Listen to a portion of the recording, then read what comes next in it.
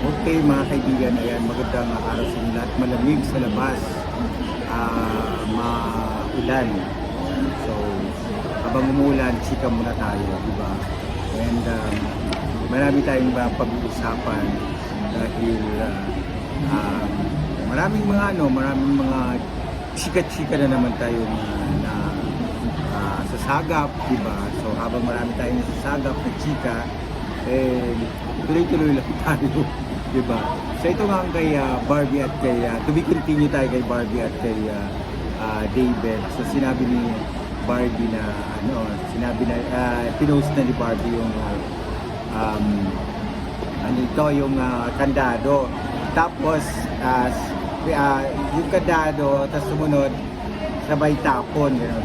Tapos ito naman si Bea Bineni, ayan, nag-comment. Sabi niya, I love it. O, ano kaya yung I love it na yun? Sino kaya yung I love it na yun? So parang boto kaya si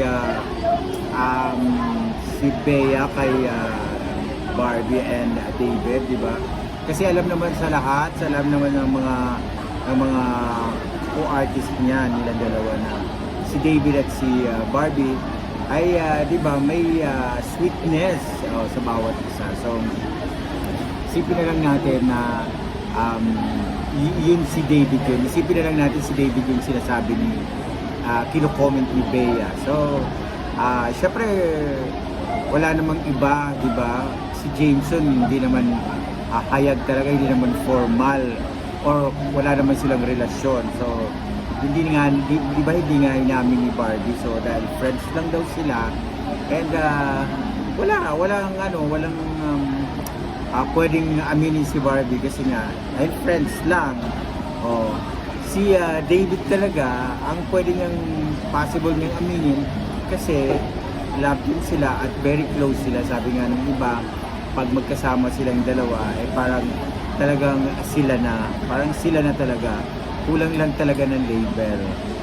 Di ba? Yung label lang talaga ang kulang sa mga ganyang relasyon. Minsan kasi yung mga relasyon nalalaman natin na tapos na after maghiwalay sila. Pero habang sila pa, ongoing pa sila, hindi sila umaamin. Hindi kaya ganito rin yung kay Barbie and David na sila na pero hindi umaamin na walang label kumbaga.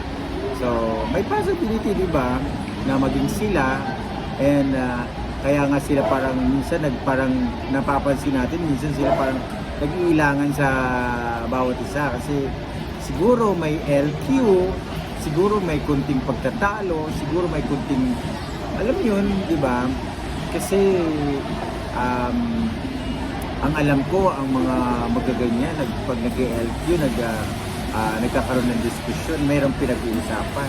Ano ang pinag-uusapan nila ng mga bagay-bagay? Hindi kaya ang heart nila ang pinag-uusapan nila. Charot lang. Baka sabihin niya na naman, paasa na naman ako. Pero di ba, lumugar lang tayo kung saan tayo dapat lumugar. So, ako naman hindi naman ako negative na tao na negative, hindi na umaasa. Ako habang may isang katiting pa na porsyento, habang may porsyento pa na natitira, hindi ako nawawala ng pag-asa. Unless, kung negative na talaga, wala nang pag-asa, yun, wag ka nang umasa, kasi paaasahin ka lang. Pero sa sitwasyon ni Barbie and ni David, may possible, di ba? May posibleng magkaroon sila ng relasyon or more than that, di ba? Kasi nga ang sitwasyon ngayon ng dalawa ay roller coaster. Minsan tataas, minsan mababa, minsan tataas. Lalo pag may mga issue, di ba? Di maiiwasan yun kasi sa kanilang mga celebrity talagang prone sila sa mga ganyang issue, lalo na sa celebrity na tulad nila na lilig sila sa iba-ibang mga tao, di ba? Sa ibang celebrity. So mahihirapan talaga sila, kumbaga hindi sila ganun ka hindi sila makakaiwas sa mga ganyang sitwasyon kasi andyan sila sa industriya, isa lang ang iniikutan nilang industriya. Di ba? Saka ang mga tao, ang mga artista, parang ano rin yan, ordinaryong tao. Madaling ma-fall. Kapag na-fall na, alam niyo na, di ba? So, kaya dapat si David lang at si Barbie ang palaging magkasama para ma-fall sila sa isa't isa. Huwag na yung mga ibang mga na ayaw naman ng iba kay Jameson, di ba? Mas maraming ayaw, mas marami ang may gusto kay Barbie. Ay kay David para kay Barbie. So, yun lang, dun lang ako dun lang ako umaasa na tuloy-tuloy lang ang kanilang love team. At kahit wala silang project right now, tuloy pa rin ang Barda. Barda pa rin ang malakas. So yun, doon tayo lang doon lang tayo umasa, doon lang tayo kumapit. Lalo na sinasabi palagi ni Barbie na panatag team, panatag tandem, di ba? Okay na ako doon. Huwag na tayong mag-expect parang kung ano-ano pa, basta ang importante, masaya, sila, okay sila, hindi sila nagkakahiwalay as a love team.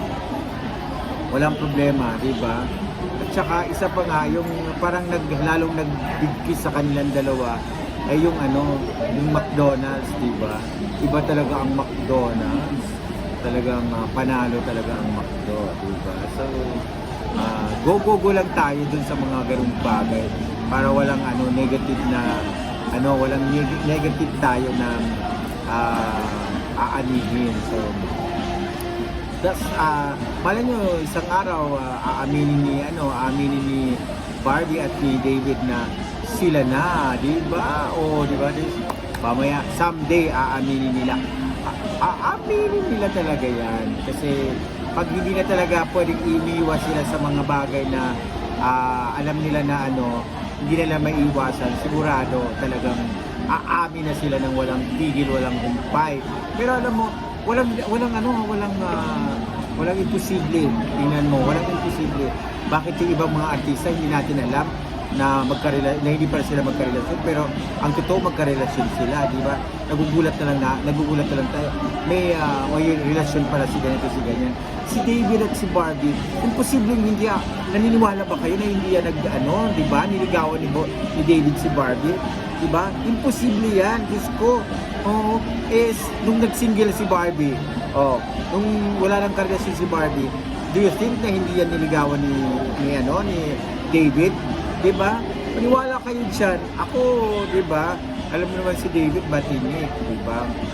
Kaya lang sila, umiiwas lang talaga sila sa mga issue na pwedeng ipukol sa kanila. Imposible ako, hindi ako naniniwala ng imposible hindi niligawan ni David si Barbie. Diba? Maninindigan ako sa na yan. Imposible. Dahil that time nang nagkahiwalay siya kay doon sa ex-boyfriend niya, wala siya, free siya, di ba? So, imposible hindi siya ni David, di ba? Hindi siya niligawan.